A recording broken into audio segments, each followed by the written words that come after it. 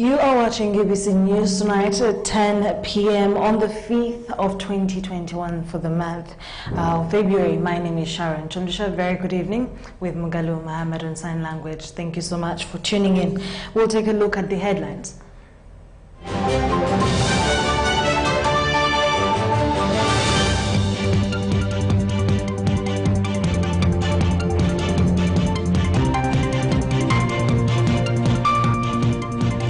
Top stories of the day: Museveni to increase support to judicial officers. Still to come, government has to improve funding to schools to avert COVID-19. Members of Parliament describe Ongwen's ICC's verdict as classical. Nominations are underway for next UOC president.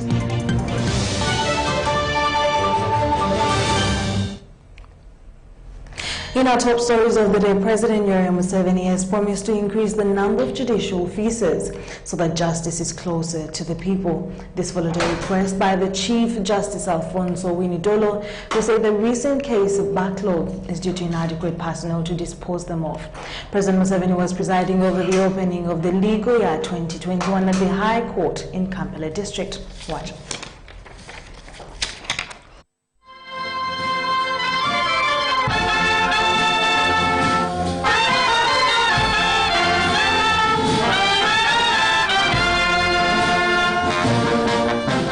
Lawyer is when judicial accounts to the public, the authority and resources entrusted by the people within the institutions.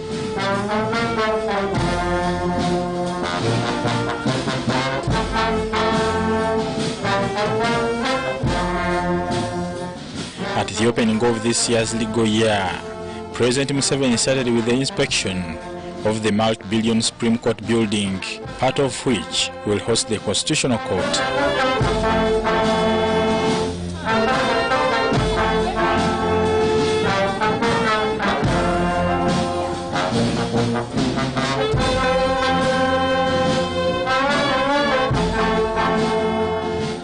The Chief Justice of Uganda, Alfonso Winnie-Dolo, thanked the President for his financial support to the project that will see justice delivered in a better environment. Winnie-Dolo, however, decried the understaffing of the judiciary, leading to case backlog in the system, a situation that might worsen with the thousands of electoral petitions flooding courts. We have a situation where the fourth court of chief magistrate caretakes 6 chief magisterial areas. The one of Soroti and Lira are each running and caretaking 5 chief magisterial areas. This has naturally resulted in delays in case disposal and accumulation of case backlog. The judiciary currently faces the challenge of 156,054 cases brought forward from 2020. These are cases which, at the end of last year, had not been completed.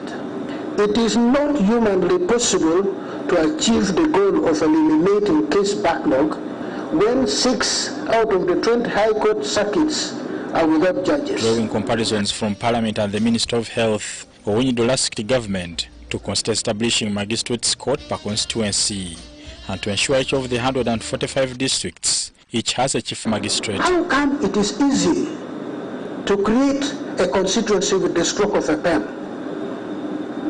and it is near impossible to appoint a magistrate grade 1 to operate in that constituency?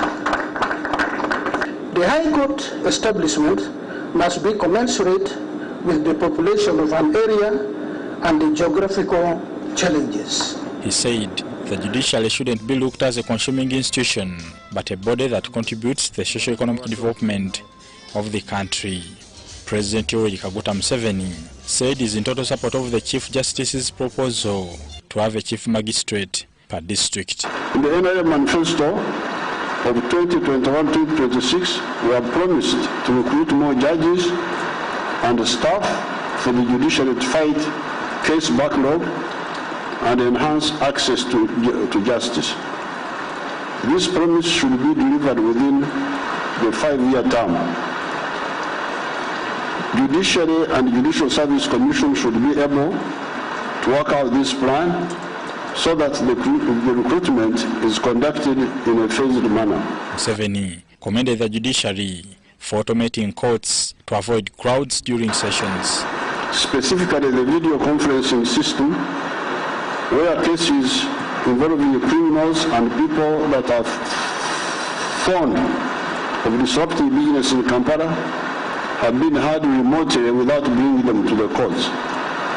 As I have always indicated, I fully support the plans by the judiciary to automate the courts because of the obvious benefits of resolving cases through use of improved methods which technology affords. He urged judges to ensure commercial cases are resolved quickly and also prioritize cases involving investors and corrupt officials. Cases involving corrupt public officials should also be prioritized so as to account for the taxpayers whose money should be put to good use and public benefit. The function was attended by, among others, the Speaker of Parliament Rebecca Litwala Kadaga, Attorney General William Byeruhanga, the Minister for Justice and Constitutional Affairs Ephraim Kamuntu, top justices, and members from the Uganda Law Society. Bernard Higa, UBC News. The First Lady and Minister for Education and Sports, Janet Museveni, has said pre-primary schools shall not be reopened because pupils do not wear face masks and there is a lot of interaction between schools and parents. She says primary and secondary school semi-candidate classes will open on the 1st of March and close on the 21st of May 2021. When P7 candidates finish their POE on the 31st of March and their sports complete UCE on the 6th of April 2021, there will be space in schools to enable other pupils and students to report back. Janet says the Permanent Secretary, Ministry of Education and Sports, will issue a detailed school calendar indicating specific dates for the other students. Now, universities and tertiary institutions have also been allowed to open in a phased manner from the 1st of March 2021 to allow them to conform to the Ministry of Health SOPs. According to the Ministry of Education and Sports, assessment and implementation of SOPs in education institutions all have tried to comply with SOPs and kept the environment safe. 2020 and operated successfully up to the end of the year. University students were able to sit their final exams and complete their courses, and P7, S4 and S6 are back in schools studying for their national examinations, PLE, UCE and UACE, which starts in March and will conclude in April 2020. Continue to pray, and we work with Ministry of Health to closely monitor both the trend of the pandemic and the management of SOPs in education institutions. In our assessment of SOPs implementation in education institutions, we established that 1, almost all education institutions have tried to comply with the SOPs and kept the environment safe. However, there have been some challenges which can be addressed. For example, there was relaxation in wearing face masks in the weeks after the reopening and social distancing at meal times and in dormitories. That needs to be managed better. I appeal, therefore, to the teachers and to the school head teachers to manage that better, and if it requires strictness, please be strict about it. The overall management of the education sector under COVID-19, our discussions and consultations with Ministry of Health and other key stakeholders have revealed the following. 1, vaccination against COVID-19 will be gradually rolled out, beginning with the most vulnerable population, including older adults, frontline workers, including teachers and others with high-risk conditions. Young people, such as learners, will come on board later when the appropriate vaccines become available. But we also now know that the children aged 16 years and below may not be eligible for the currently available vaccines. This means that we cannot wait to vaccinate learners before opening education institutions for the rest of the classes. Inspection of schools revealed that with the available infrastructure, most primary and secondary schools can accommodate the candidate class and the semi-candidate classes, meaning P6, S3, and S5. These are what we now call the semi-candidate classes, if they observe the SOPs. And I want to add here an appeal to all of you, teachers and head teachers, to please try to clean the schools, to paint the schools, both primary and secondary, and even universities, lecture rooms and halls of residence, so that our schools look clean and attractive to receive our learners back to school. Having considered the situation and all the emerging issues, government has decided that the education institutions, except pre-primary schools, others will be opened for the rest of the learners, but still they will be opened in a staggered way that allows us to manage the numbers at school at a particular time.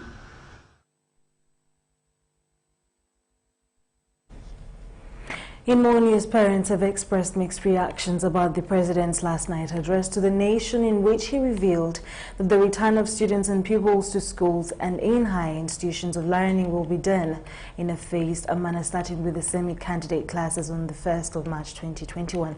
Many of the parents, UBC's Sandra Kahunde welcomed the president's phased approach in returning students to schools, but some are citing financial constraints given the fact that COVID-19 lockdown destabilized their sources of income at the moment, and they're trying to make two ends of their lives meet. A downward curve in the fight against COVID-19 has manifested. According to Ministry of Health statistics, over the last 2 weeks, a seemingly reduction in the number of COVID-19 cases reported. Whereas it's good news, but the focus against the COVID-19 fight shouldn't be lost, despite reports of people dropping their guards in the fight. However, whereas the president did commend the returning of students and pupils to schools in a phased manner to avoid a widespread of COVID-19 in schools, parents expressed mixed reactions about the president's move to have semi-candidates return to school on 1st March 2021.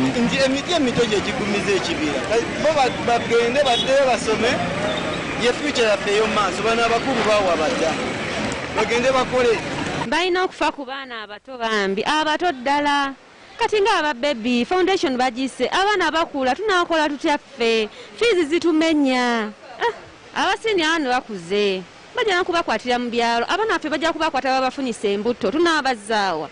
So nga bakulembeze kye batunulidde kyabadde kituufu, abazadde era twongera obbakubiriza bongera okubeera abagumiikiriza obulwadde bwo buttajje buli. Naddala ba headmaster b'amasomero, headmistress, ba directors bongera okubiriza abaana nga bateeka amazzi ku buli entrance.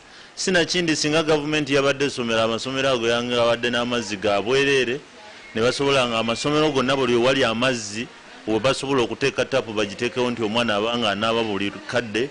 COVID gyakwatamu olwabirawo abantu abangi nga bali wamu basobola okuexchanginga omukka olina ssaakawuka oba COVID-19 virus n'abeera ng'akwatibwa wadde ng'abaana abato tebakosebwa nnyo naye tebasobola okubeera nga basaasaanya nnyo. Era omukulembeze yakyogedde bulungi, yagambye nti abaana abo bayinza bo obutafa naye ne badda ewaka ne basiiga bajjajja baabwe bataata baabwe abakulukulu ne bafa. So kyandibadde kyamazima nti abaana bagira balindamuko katono bagende nga bakendeezaamu mpola nga bwe bakikoze nti ebibiina bigende nga byeyongerako kubanga amasomero gaffe bwogenda okugatunulamu gabeera congested. Bwogenda mu dormitories abaana babeera bangi. Candidate classes will be sitting their final examinations in March and others will finish studies early April 2021. Sandra Kahunde, Irene Nakungu, UBC News. Thank you so much, Sandra Kahonde, for the opinions of different parents out there.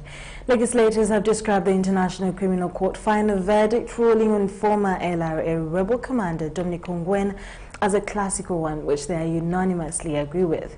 Ongwen was found guilty of committing 61 war crimes and crimes against humanity, despite of the fact that he was conscripted into rebel activities as a child, a soldier.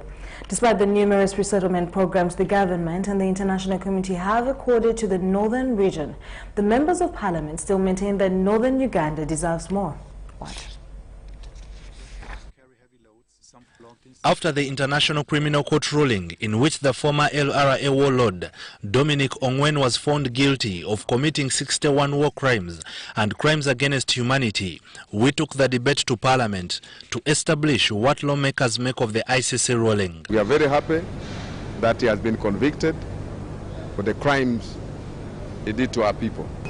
But still, we feel those that are still at large need to be brought before courts of law. I feel that it's good that judgment has ended that way. And I hope he will get good sentence. He will be sentenced, and maybe he should also, to me, he should also die. Otherwise, the trial and conviction of Ongwen in The Hague in itself does not have any direct positive impact apart from psychological, satisfaction. But the real cry of the people of West Nile, particularly those in Arua, is to be compensated so that they can resume to do business. Whereas Ongwen was abducted at an early age and against his will, ICC presumed him as having committed the crimes with a sober mind, not under duress. So we should also appreciate one thing, that Dominic is a victim of child soldier. He was abducted when he was a child. He was influenced by the brutal, cruel environment that he grew up in, where he had to kill to defend himself. He had to kill to survive. So we need to look at both sides of that story. But in the process, he got initiated into the crime that he did to the people.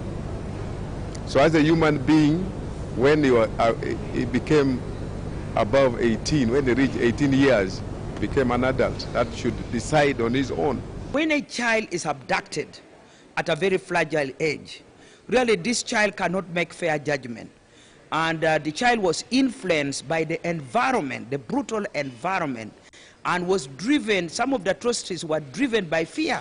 The local justice system, known as Mayoput, for the case of Ongwen, could not favor arbitration between families and the affected persons, though some rebels who had not been indicted for committing war crimes and crimes against humanity were pardoned under the traditional justice systems and now live freely with the community.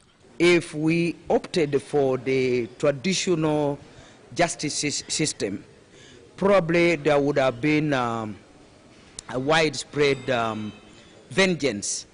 Legislators call for continental pursuit of other indictees by the International Criminal Court, like the LRA rebel leader Joseph Kony and his other commanders in the Central African Republic. So I don't see any reason why Uganda should not explore possibilities of engaging other countries, the neighboring countries, to ensure that the Lord's Resistance Army is flushed out of the continent. But you saw how Kony left northern Uganda, entered South Sudan, then DRC, and now in Central African Republic. And they are at large. That means we still have capacity issues. Uganda is a signatory to the Rome Statute of 2006 that brought the International Criminal Court into force. Ivan Kahwa, UBC, at Parliament. Uganda People's Defence Forces has handed over communal hygienic projects to the dwellers in the 5 divisions of Kampala City. This is part of the corporate social responsibility of the force while celebrating the 40th Tarehe Sita anniversary. Details, fella. Good morning, guys. Good morning, sir. How are you? Fine, sir.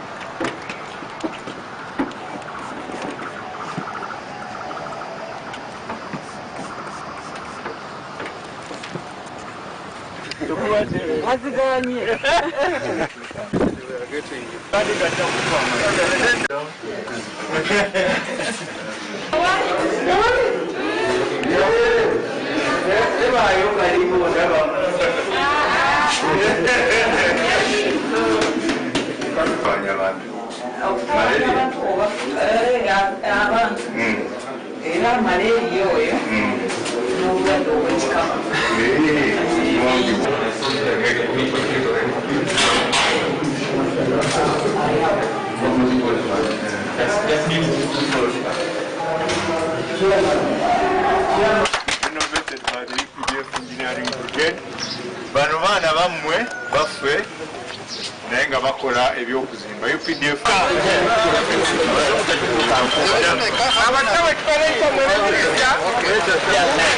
After Kyomugisha, we also went to Kalangala Town Council where we constructed a completely new toilet. So today, the Honorable Minister General Mohammed handed over that facility also.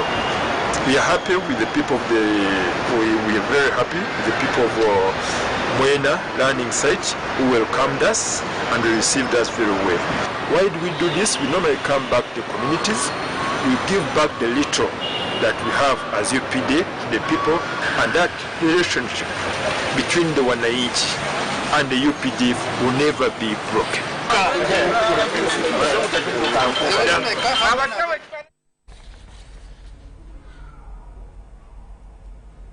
Well, that was a story on the UPDF First Division making sure that they hand over equipment to the renovated Chamswa Health Center in Kalangala District, and also other items as one of those things that they do to give back to community, just like you had. Next up is that Uganda People's Defence Forces has handed over communal hygienic projects to the dwellers in the 5 divisions of Kampala City. Among the community projects commissioned by the UPDF include pit latrines, shallow wells, decent houses in some suburbs within Kampala City, and metropolitan areas of Nasana in Wakiso district. Which is meant for improving sanitation in this area of Makerere. Thank you very much. These projects have been handed over to the Minister in charge of Kampala Metropolitan Affairs, Bet Amongi, who has given the responsibility to the local leaders and challenged them for maintenance and sustainability. This key for the post-cancer toilet to help support the community, and you are the one in charge of this project to manage it, to make sure that it functions properly and support the community. The Chief Political Commissar, Brigadier General Henry Masiko, while handing over these projects to the community, expressed commitment and the relevancy of working with the civilians to improve lives. The main principle is that we don't have a separate budget. We use our savings of the defense budget. So it's not so much of a big issue. Local leaders are committed to maintain these projects and have asked KCCA to lend them a hand where they find challenges. And to promise that we shall endeavor our best efforts to see that it is maintained very well. The Executive Director, Kampala Capital City Authority, Dorothy Kisaka, assured the public about different management committees within divisions to support the management of these projects. I think there is no work that is symbolic. This work is real, because these bridges and all the other things that they have done are going to last for some years. And so we are very grateful for the effort that you have done in the city, and we are going to emulate and build on that. What does KCC do? Our role is to regulate. For example, how much are they going to charge for the use of these toilets to make sure the communities don't suffer at the end of the day? Tomorrow, the 6th of February 2021, UPDF's to make 40 years of existence and the main celebrations known as Saleh Sita to be held in Masaka under the theme Celebrating UPDF at 40, Fruits of Fulfilled Partnership of Maintaining and Consolidating People's Security and Stability. Abdul Nasser Lubama, Lydia Chomkama, UBC News. With the wave of the COVID-19 variant at play, the government of Uganda is concerned with the increasing numbers of people moving without face masks, majorly border riders and vendors downtown. The new COVID-19 variant is now at community level, riddling the adults with unconfirmed reports of also minors now becoming victims of the COVID-19 strain. As our reporter Sandra Kahunde reports, the president in his address to the nation last evening attributed the menace to laxity among the border cyclists, failing to abide by the COVID-19 standard operating procedures set by the Ministry of Health. Whereas government is putting much emphasis on the implementation of the COVID-19 standard operating procedures amongst Ugandans, it's been observed that many citizens have dropped their guard against the COVID-19 pandemic in the congested areas of downtown Kampala. While addressing the nation, the president said that many border cyclists are not following the SOPs, a danger to the country in the fight against the COVID-19 pandemic. The border cyclists claim that the SOPs are expensive to maintain since they are low-income earners.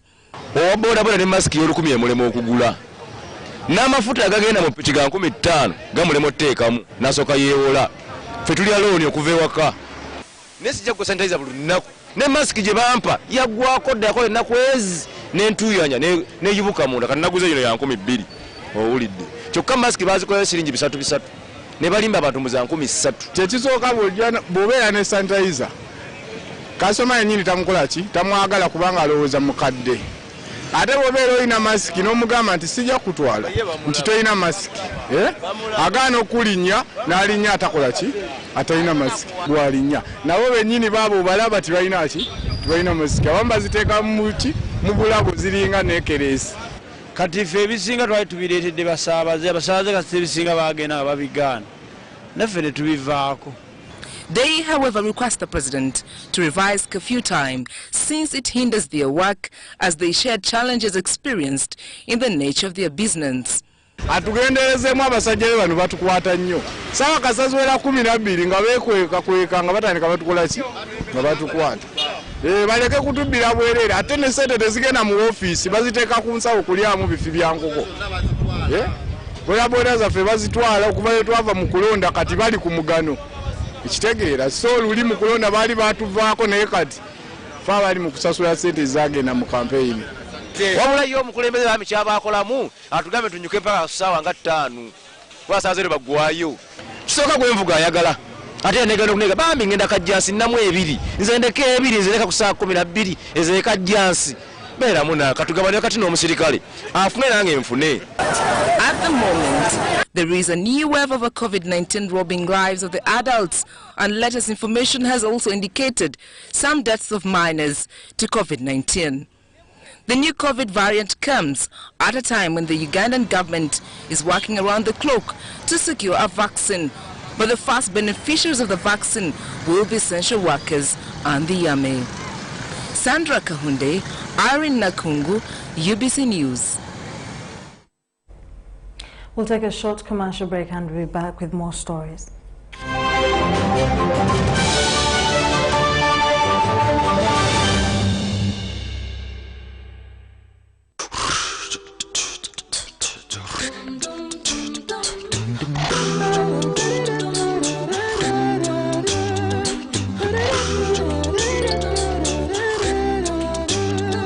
Hello, how are you? Tell me, how do you do?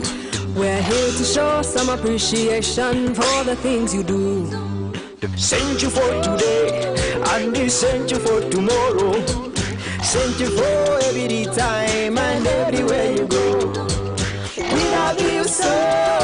And we enjoy life with you. We are happy, happy, happy to know that we will go with you. That's why we say thank you, thank you, thank you, thank you, thank you.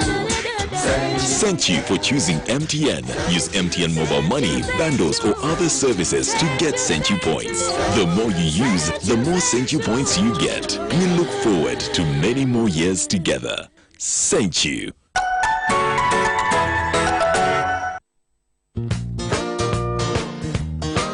Umeme informs its customers in the districts of Lira, Gulu and Kitgum that it will undertake scheduled supply reliability improvements projects in the month of February. Please also note that UETCL will on Saturday, February 6th, implement an emergency shutdown on the Lira-Upuyu line. This will affect supply in the entire northern region. All the shutdowns will run from 8 a.m. to 6 p.m. on the scheduled days. Details of the affected areas can be found on our website www.umeme.co.ug or the Umeme app to enable you plan better. We regret any inconvenience this may cause. Stay alert, stay safe, save lives. Umeme, powering Uganda.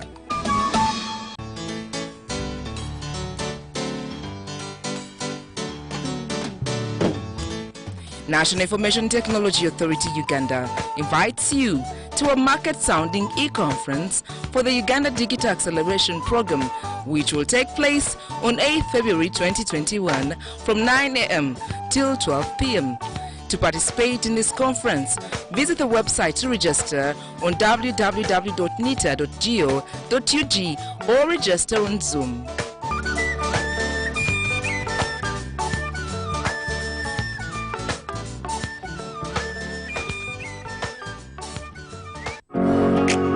It's no secret that ICT makes learning easy. The strides made in our field could not be possible without it.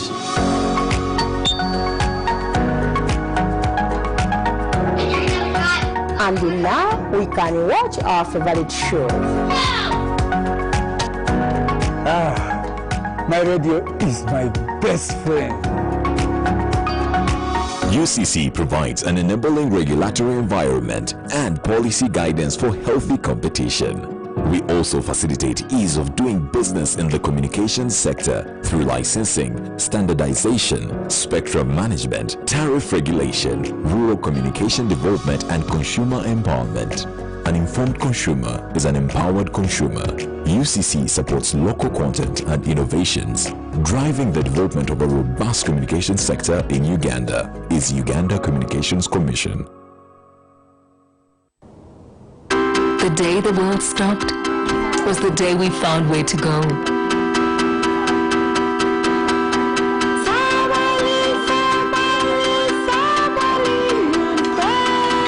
From now on, we are not going to leave anything on our plates, because we've learned to savor the moments that were always there, and they never tasted this good.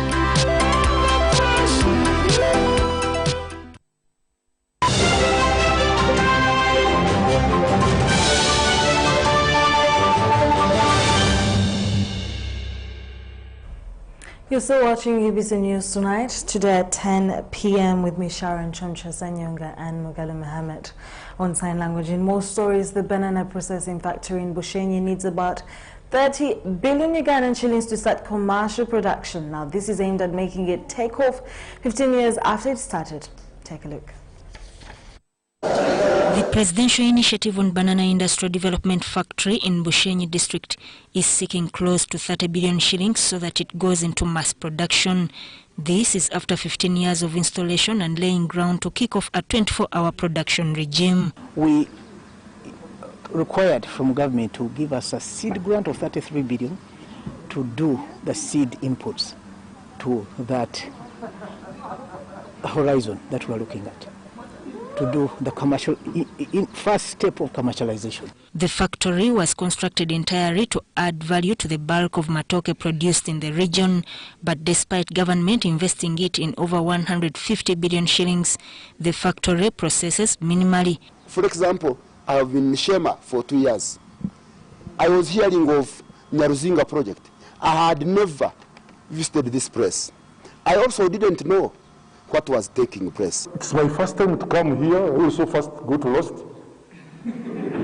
Parked somewhere there. This one had to come and look for me. Then reaching this side, I saw big things this way. Currently, it makes biscuits, cakes, banana flour among others, but they have not yet penetrated the market. But according to Dr. Florence Moranga, the executive director, PIBID, the factory has since been doing research and they are now ready to embark on commercial production once they get close to 30 billion shillings. As a business, it is going to, the government is going to start funding this institution from July. So don't crucify them that we have not done much. No. What they were doing was a closed-door business. Now they have opened. However, local government leaders in Bushenyi are now seeking for more collaboration with the factory leadership so that it begins full-scale production. Elected MPs from Greater Bushenyi are some of those who have been given information regarding this factory, but also using them as ambassadors in Parliament. When you induct them, they start knowing the strategies and the plans you have for the institution, I mean for the project. They'll be very good ambassadors than waiting for them to become members of Parliament, then call them later. I think so that the other 50 which are taken to Kampala, the market will be competitive. If 50 which are going to Kampala is taken to Nyaruzinga, and then the other remaining 50 goes to Kampala, the price will go high.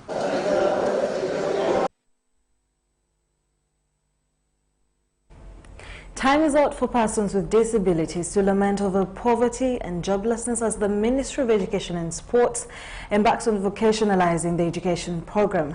Through the Directorate of Industrial Training, students with disabilities at Mbale School for the Deaf have undergone competence assessment in different vocational occupations under the new dual curriculum, aiming at producing graduates with employable skills which are competitive in the labor market.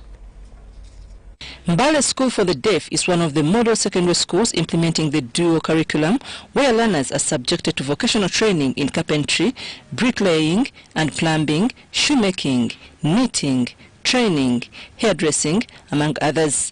The headmistress, Mbale School for the Deaf, Sister Rose Lelima, appreciates the skills training programs meant to equip the youth with vocational skills. Sister Rose Lelima calls on parents to embrace vocational training. We do a lot of teaching, a lot of social work, a lot of guidance and counseling. So as the staff of this school, we are not only teachers, but there are multiple tasks we are playing. So the children gave pressure to their parents. We need to go back to school. There is a technical school there. So parents brought the children while the ministry was not ready. So as a board, with the board and my colleagues, the teachers, so we had to take it up while we are engaging in ministry. We have experimented it, and they are really very happy when they are learning. When it is time for vocational activities, you find students very eager because it is hands-on.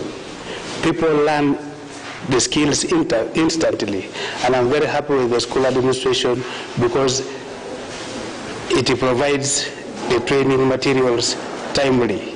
The Directorate of Industrial Training of the Ministry of Education and Sports assessed the competence of 154 vulnerable girls and women that include 48 students.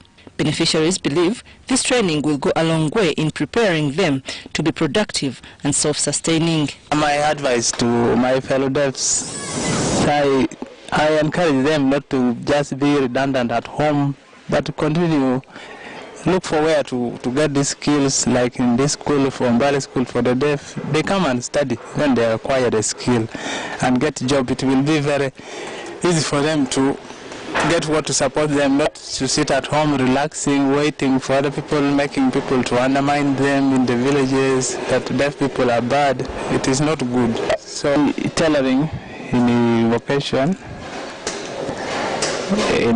department, I'm very happy for having managed up to.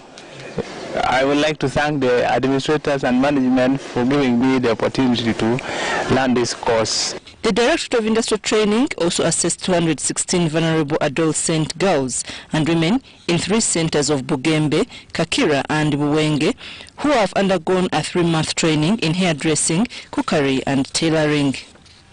Jinja Vocational Training Institute conducted the training, supported by the Global Fund, TASO, Uganda and Health Associates. We misused our future. They took us to schools, but we dropped out. So what I'm telling my fellow girls, we should not hurry into such stuff. So hold on and be patient. Your time is coming, and when you're given an opportunity, please use it. Uganda National Bureau of Standards, with support from Private Sector Foundation Uganda, have started a laboratory recognition project. The initiative is geared at supporting privately owned and public laboratories across the country to improve on their competence to test products. The project is in line with the requirements of the East African Community Designation of Testing Laboratories Regulations of 2013. It will cover training of all the project laboratories in requirements of International Organization of Standards, ISO, and International Electro-Technical Commission, IEC, 17025 standard, gap analysis, implementation guidelines, among others. But what the private sector is saying is that can we work together with UNBS so that you build the capacity of the other existing private laboratories for as long as we have agreed and confirmed that what they are doing is in line with the requirement of the standard. And then we recognize your laboratory as one of those competent laboratories within the country. Over 50 laboratories across the country have taken part in the laboratory recognition project, but only 15 of these have signed up for the lab recognition scheme. It comes in handy at a time when the country is focusing on import substitution to counter the dependence of imported products. We spent quite a significant amount of time engaging and dialoguing with the government on a number of fronts to ensure that we indeed build the capacities for our private sector to take advantage of what is happening now. Because even when you look at health or agriculture, food production, it's an opportunity. UNBS cites shortage of laboratory infrastructure among the key challenges that have affected the manufacturing sector in the recent years. This has often trickled down to the public in the aspect of overpricing. The cost is high, and if the manufacturer is incurring a high cost to test a product, that cost is eventually passed on to the consumer. So we are looking at if we create capacity for many laboratories to undertake this process, then we shall be able to have value for money. The consumers will not spend a lot. The cost of being a certified laboratory by Uganda National Bureau of Standards starts from 4.5 million to 10 million shillings for a period of 3 years with continuous observation from the standards body. Charlotte Amuge for UBC Business. Thank you so much, Charlotte Amuge. The 2021 general election for the first time had the highest number of presidential candidates, who were 11 in number. The tight race was, however, between Yoweri Kaguta Museveni and of the national Yoweri Kaguta Museveni, I beg your pardon, of NRM, and Robert Chagulanyi of the National Unity Platform, who was contesting for the first time as president. NRM is strategizing to earn support in Central Region and Busoga Region, where Museveni was beaten by Chagulanyi. Ivan Kahwa throws into perspective the 2021 general election political tale. On 16th January 2021, Electoral Commission Chairman Justice Simon Byabakama declared NRM presidential flag bearer Yoweri Tibuhaburwa Kaguta Museveni president-elect to lead the country for a 6th term in office since 1986. Having obtained the highest number of votes in the election and the votes cast in his favor being more than 50% of the valid votes cast at the election. This was after contested scenarios of havoc between security agencies and Ugandans, where over 50 people died in unattempted civil insurgency.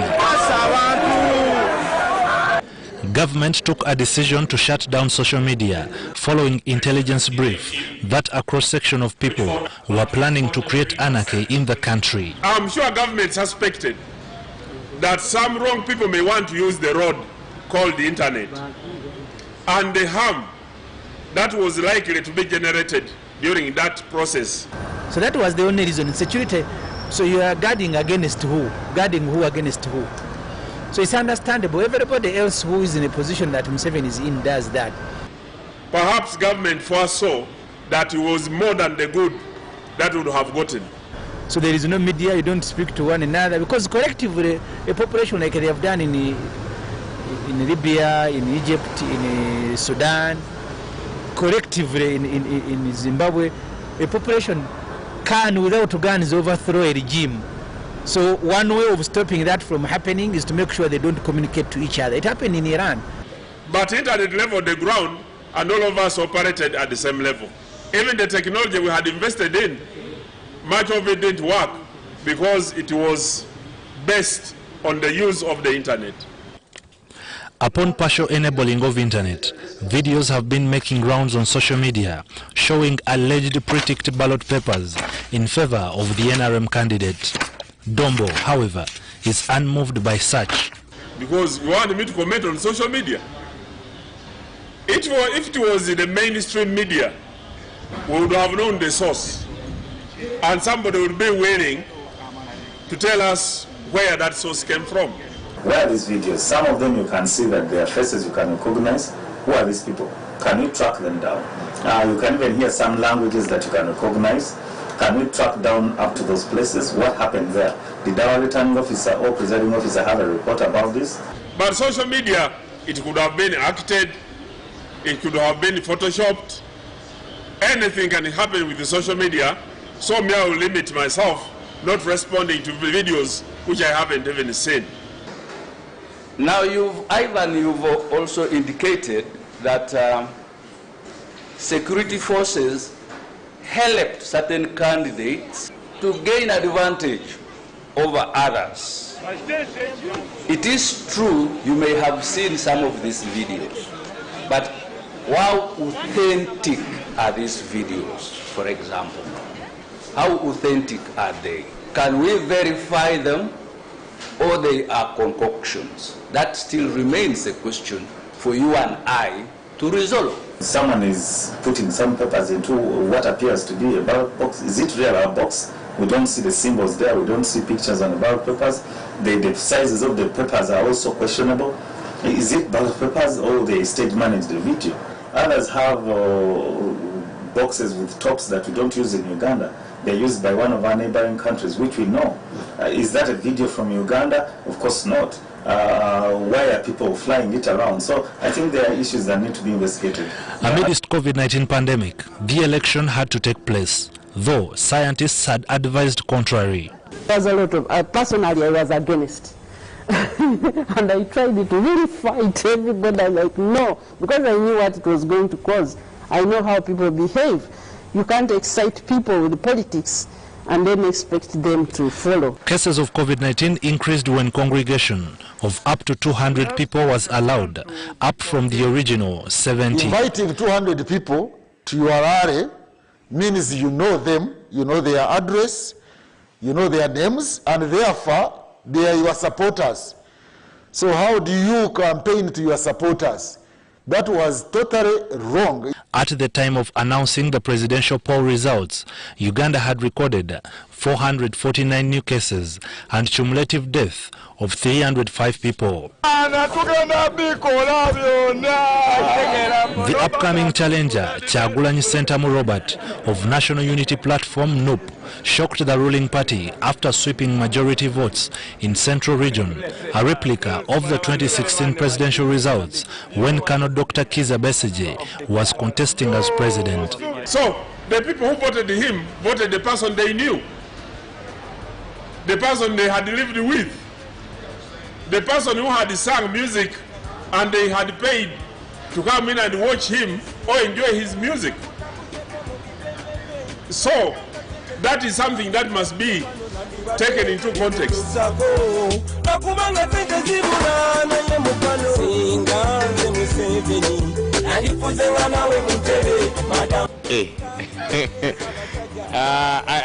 don't get the sense therein. So does that mean that Central Uganda is the center of music?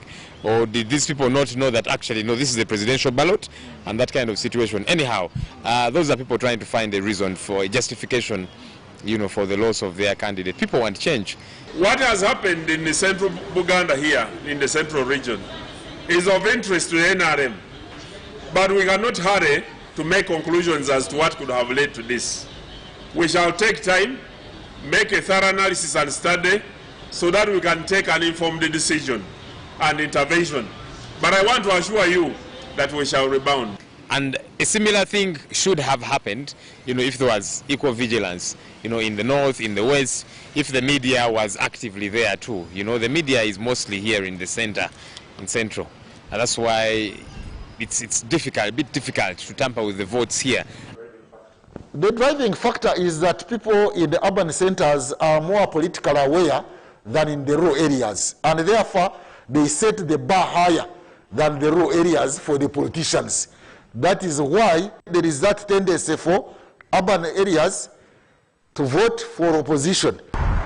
Gombo attributes Kyagulanyi's win in Central Region to music.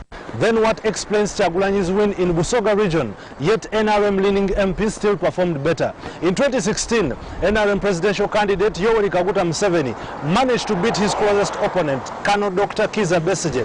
But this time around, Busoga Region voted for Kyagulanyi Robert Sentamu.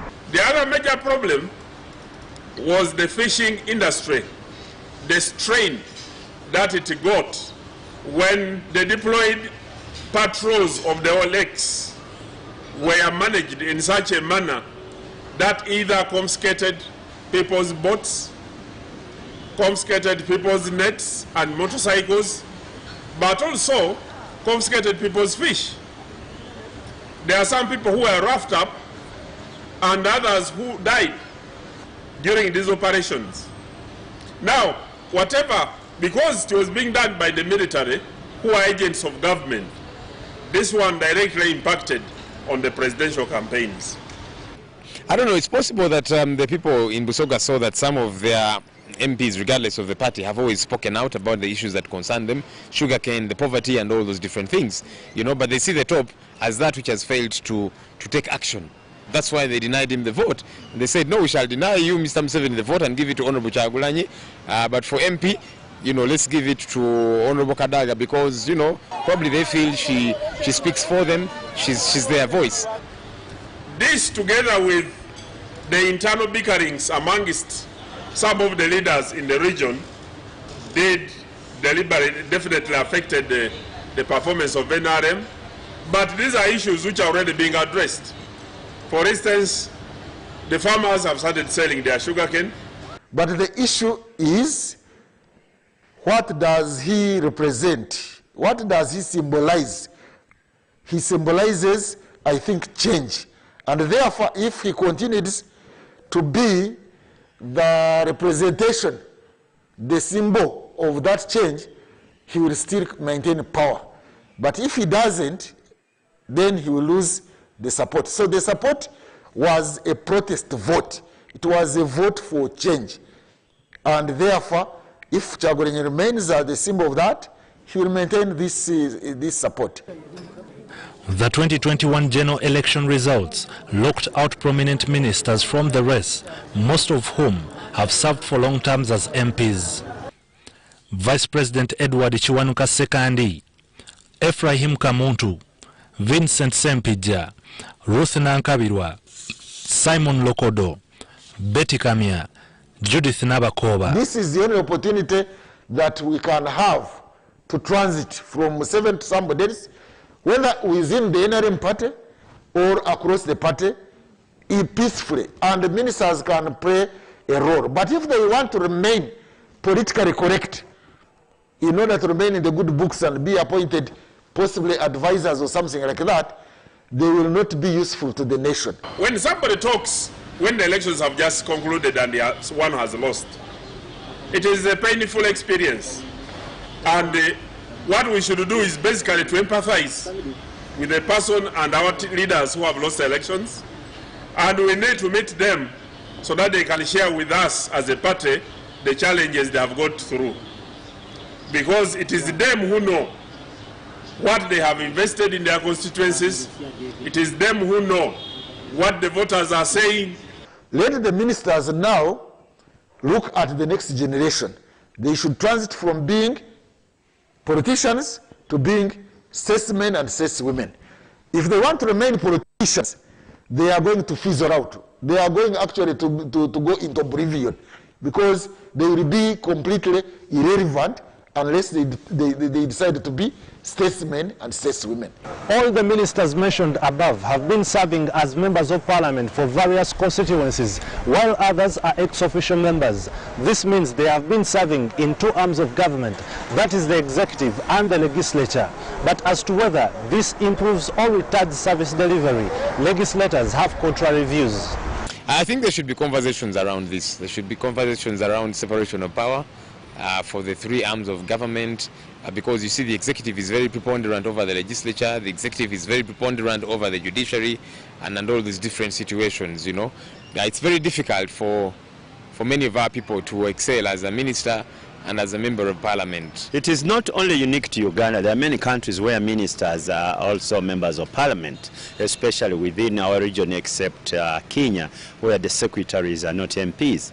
The way we function, cabinet will sit in the morning, and then you have 80 of them coming in parliament to influence. Sometimes there are more than MPs attending. So it becomes like another cabinet meeting in parliament. They will always want to be politically correct, such that they can be appointed ministers in the next reshuffle. So that mix keeps MPs on their tenterhooks. Because if you are a member of parliament, your loyalty is to your constituents and to the country. And yet, if you have been appointed a minister, then you have that conflicting interest of the executive. And if you don't balance those interests properly, then you cause a big challenge. And many ministers have fallen short of that. So they are there every day behaving in a manner that we endear them to Museveni to be appointed. So yes, it's a very good proposal that was rejected. I hope there will be some constitutional amendment at some stage and for that matter to be returned. No, I think that if anything, it facilitates service delivery because of the interaction between the members and the capacity to work on both sides. For instance, if the minister comes to the House, I can tell them that item ABCD has not been handled. He should go back to the office and probably deal with it. So for me, it's not a problem. It can only be constitutional because all this has been created by the Constitution. Unless you amend the Constitution, as it is now, Parliament cannot do anything. Some political figures conceded defeat and expressed their readiness to work with the incoming lead of opposition party, the NUP in Parliament. Semuju Nganda, FDC spokesperson and MP-elect for Kira municipality, managed to retain his seat in the 2021 general election. And together now as opposition, we are near more than 110. We are 61 in the last parliament. So me, I am not mourning, I am celebrating results. I don't see any loss that we registered because you don't have a duty to singularly be the one to defeat Museveni. And our pursuit was not a pursuit of the FDC. We are only providing leadership. If the population now chooses someone else to provide leadership, we will welcome it and we will work with everybody. But in effect, people were voting for the factors that Kyagulanyi represented. And one of the factors, I think, there was the change factor, people just wanting change. I don't think that even without Kyagulanyi, the opposition will not be there. The 11th Parliament will usher in a lot of new and youthful faces, and until business resumes, these new entrants seem ready for the August House. We are going to do the very best that we can. Represent our people. There are obstacles even as we speak today. We have been swimming against the tide all through the campaign and so on. We'll keep moving, we'll keep pressing on. Some MPs are executive representatives to the people rather than being people's representatives to Parliament. So I don't think, actually the Sejirinyas might perform better. I only hope, other than the few I know who may not be so exciting, except for comedy purposes, the other colleagues are going to be serious people who do their research, who have got the capacity to appreciate the national problems. But by and large, the 11th Parliament inevitably will perform poorly because it is too large to perform very well. There, you'll find an MP is given only less than 2 minutes to speak. 3 minutes. Now in 3 minutes you can't build an argument, you can't have facts and present them. It started as a pressure group, preached by a musician, self-proclaimed ghetto president, Kyagulanyi Ssentamu, known as Bobi Wine. He acquired the National Unity, Reconciliation and Development Party NAP, which was rebranded to the National Unity Platform NUP. Amid this contest, the party gained momentum and entrusted Kyagulanyi to stand as president of the Republic of Uganda. Surprisingly, he has turned out to be the most prominent opposition presidential candidate on a ballot that had 11 contestants. Ivan Kahwa, UBC, Inspiring Uganda.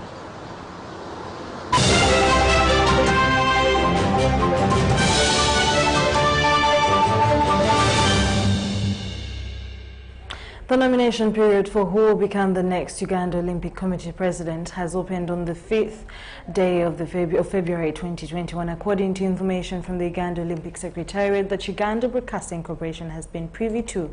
The period will end on the 13th day of February 2021.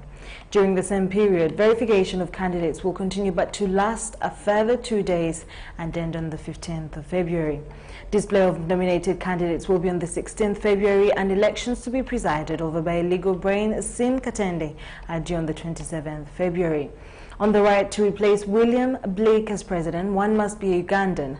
A member of an Olympic Sport Federation must be a person of integrity and aged above 35 and not over 70, among other requirements. Uganda Olympic Committee elections are one of the most eagerly awaited because of the responsibility entailed in managing a body that is charged with all Olympic sports.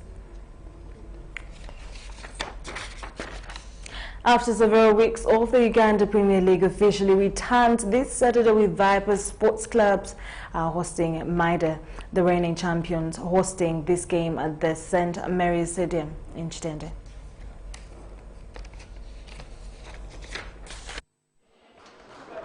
The last time Vipers Sports Club lined up for a Uganda Premier League game was against Jinja SS in a 5-3 away victory on 20th December 2020.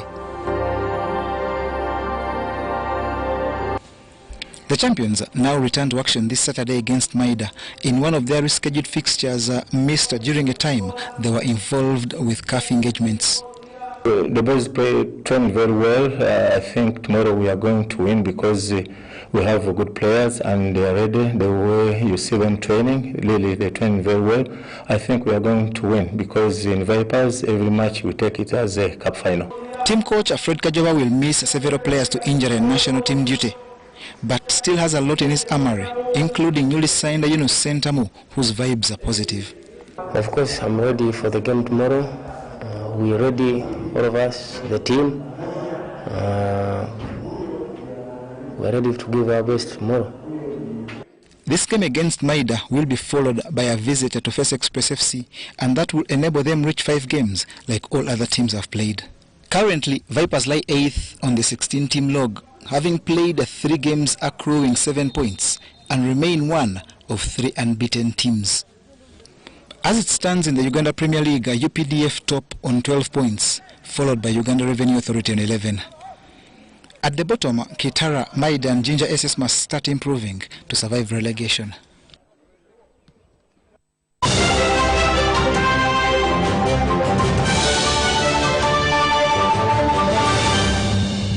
Brought to you by At Umeme, your safety is our top priority. Report illegal practices to Umeme when you detect them. Download the Umeme app for other services. Stay alert, stay safe, save lives. Umeme, powering Uganda. Well, that brings us to the end of our UBC News Tonight at 10 p.m. My name is Sharon Chomchesanyonga with Mugalu Mohammed on Sign Language from the team, and I have a lovely night and a great weekend ahead of you. God bless. We leave you with a weather forecast. Weather from the Weather Center with Semper Alex Kim. We have been dealing with sunny conditions, especially in the morning hours. However, in the afternoon, there was a pickup of cloudy conditions in various parts of the country. Otherwise, by 9 a.m. This morning, some parts of the country reported rainfall, like Tororo reported 15.6, while Mbarara reported 10.7 millimeters. Now, the kind of weather we are dealing with is mainly because of some winds coming in from the southwest into our region through the Congo forests, affecting the western sector of the country with some light isolated showers. Well, in the morning, we do expect sunny intervals across most parts of the country, though within Lake Victoria, we do expect some chances of some light isolated rainfall.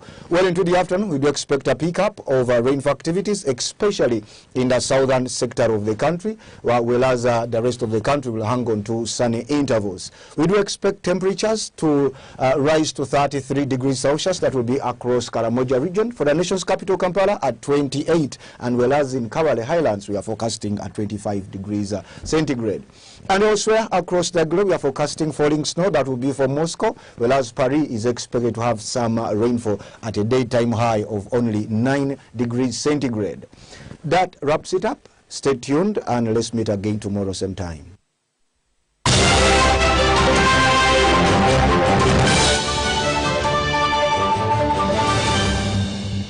Brought to you by At Umeme, your safety is our top priority. Report illegal practices to Umeme when you detect them. Download the Umeme app for other services. Stay alert, stay safe, save lives. Umeme, powering Uganda.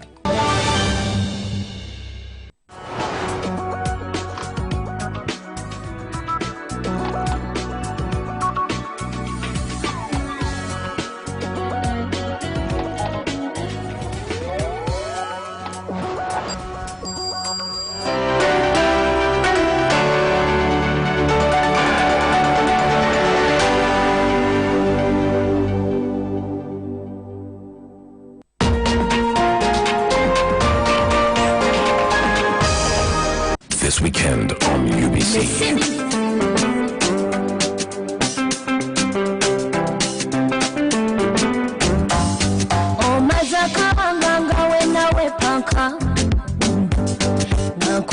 Sanga na eranga we mima Gaka message okalaba no katikinga Kasoma atebo kamana no deletinga Anze nkanya kunweza kakodyo kange butakwamu Mabulire manya nsoje nyongera munaka perfume Olwo ne kumitinga kubuzaako ne sekwe wanyo Ngana yeze amanyitio imukubo kunta Mabuli wemera kulaba nganze gwolojja Kubanga bakuza tebakuza era nawe wekoza Mama yakuza Yenina byesiga